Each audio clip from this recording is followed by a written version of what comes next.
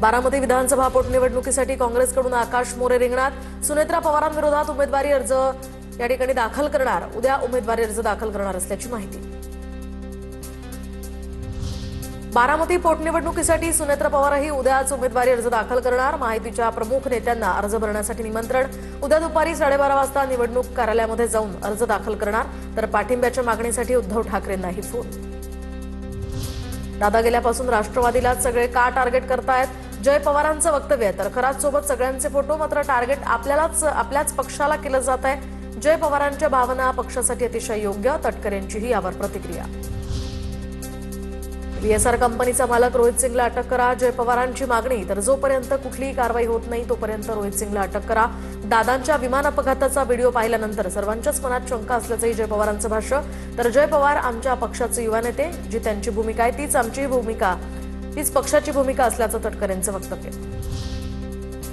मुख्यमंत्री आणि उपमुख्यमंत्री, तुम्हाला औरंगजेबाची कबर हटवायची भीती वाटते का? टी राजा सिंग यांचं आव्हान। तर औरंगजेबाची कबर उद्ध्वस्त करून तिथे शौचालय बांधा अशी हिंदूंची भावना।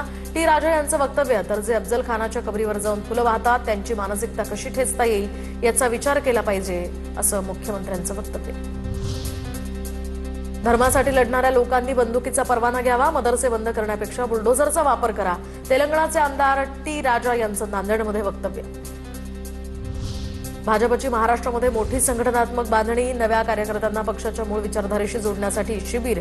तर भाजपकडून राज्यामध्ये 1200 प्रशिक्षण शिबिरांचं आयोजन। उमेदवारी मिळवण्यासाठी संधी साधू पक्षात येत असतात, मात्र पक्षानं अशा लोकांना थारा देता कामा नये। समरजित घाटगेंच्या भाजप प्रवेशाच्या घोषणेनंतर लवांडेंचा हा निशाणा। पक्षाशी एकनिष्ठ असलेल्या कार्यकर्त्यांना प्राधान्य दिलं पाहिजे। घाटगेंचं नाव न घेता विकास लवांडे यांचं ट्विट। शरद पवार सपत्नीक दिल्लीसाठी रवाना। उद्या शरद पवार राज्यसभेच्या खासदारकीची शपथ घेणार। दरम्यान शरद पवार यांची संजय राऊतांसोबतची आजची भेट रद्द।